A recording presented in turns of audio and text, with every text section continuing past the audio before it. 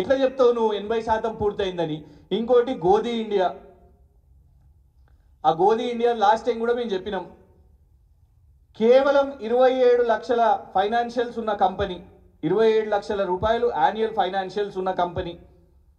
ఆ గోధి ఇండియా 8,500 కోట్లు పెడుతుంది అని ప్రకటిస్తేవి. అయిందా? దాని ఇంప్లిమెంటేషన్ అయిందా? అది గ్రౌండ్ అయిందా? కాలేదు. ఎక్కడైంది గోధి ఇండియా?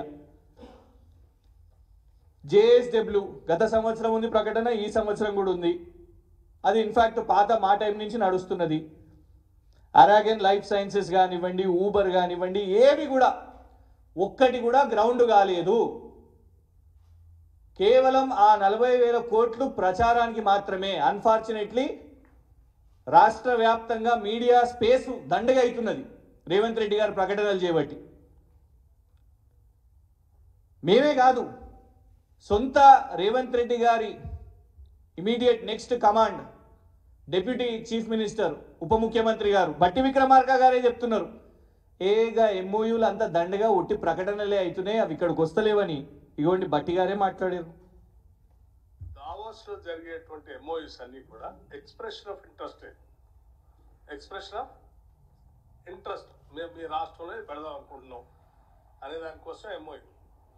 కానీ ఇక్కడ మళ్ళీ మేము న్యూ ఎనర్జీ పాలసీ ప్రకటించిన తర్వాత we will call for the open tenders.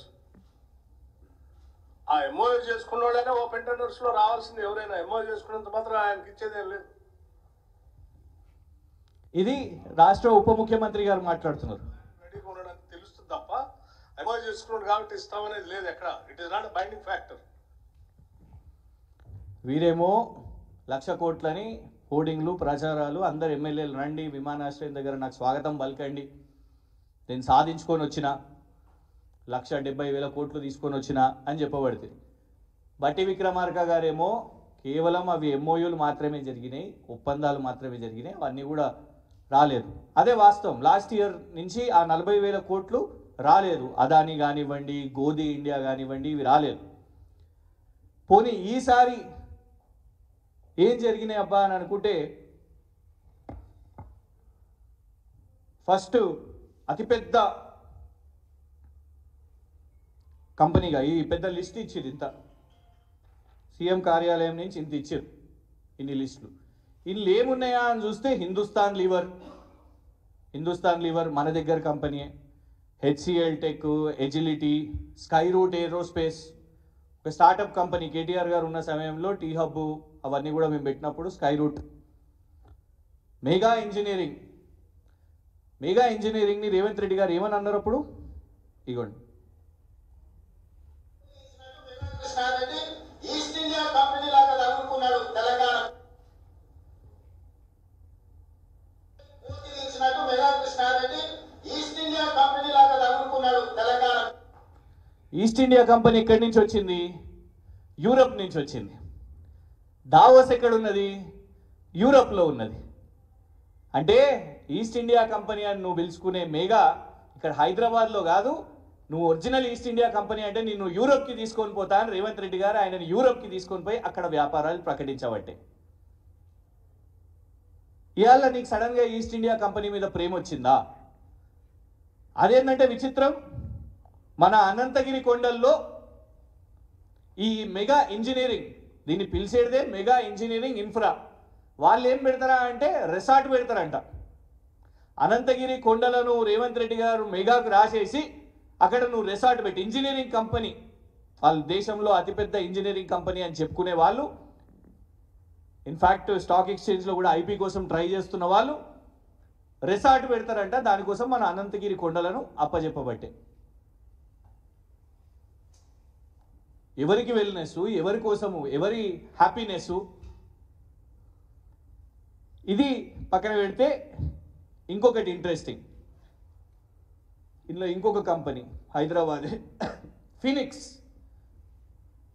గతంలో ఈ ఫీనిక్స్ విషయం మీద ఎన్ని ఆరోపణలు చేసిర్రు, ఎన్నికల ప్రచారం కోసం ఎంత లబ్ధి పొందినరు, ఇదే ఉత్తమ్ కుమార్ రెడ్డి గారు బట్టి గారు మాట్లాడింది. సురేష్ చుక్కపల్లి ఫీనిక్స్ కంపెనీ కల్వకుంట్ల కుటుంబంకి బేనామీ. ఇతన్ని మూసేసేయాలో కూడా అతని మీద కూడా నేను పూర్తిగా సిబిఐకి ఈడీకి ఆధారాలు ఇస్తాను కూడా చెప్పి మనం చేస్తాను. ఆయన సిబిఐకి అప్పచెప్తా, ఆయనని మూసేయాలి, ఆయన జైల్లో పెట్టాలి. మరి ఇవాళ ఎవరిని మూసేయాలి? రేవంత్ రెడ్డిని మూసేద్దామా? చెప్పాలి ఉత్తమ్ కుమార్ రెడ్డి గారు. దావోస్కి పోయి నువ్వు ఈ ఫీనిక్స్ సంస్థతోని ఒప్పందాలు చేసుకొని ఇంట్లో 100 కోట్లని మెన్షన్ చేసినావు. అప్పుడు ఒక మాట, ఇప్పుడు ఒక మాటనా? పెట్టు రేవంత్ రెడ్డి గారి మీద, ఫీనిక్స్ వాళ్ళ మీద సిబిఐకి విచారణకు. ఇంకా దారుణం ఏంటంటే ఇవ్వండి, ప్రధాన పత్రికల్లో ఒకే రోజు 56,300 కోట్లు అని రాశారు. ఎవరితోనబ్బా అని చూస్తే ఒప్పంద పత్రాలు చూపుతున్న జయేష్ రంజన్, సన్ పెట్రో సంస్థ ఎండి దిలీప్ సాంఘ్వి గారు, చిత్రంలో సీఎం రేవంత్ రెడ్డి గారు, మంత్రి శ్రీధర్ బాబు గారు. అసలు పాపం దిలీప్ సాంఘ్వి గారిని చూసిర్రా ఎట్లుంటారో?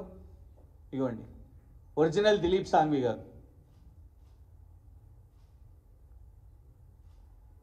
దిలీప్ సాంఘ్వి గారు తెలియకుండానే రిలీజ్ చేసేసి కూడా దిలీప్ సాంఘ్వి అని చెప్పడం అంటే ఎవరిని మోసం చేస్తున్నారు రేవంత్ రెడ్డి గారు?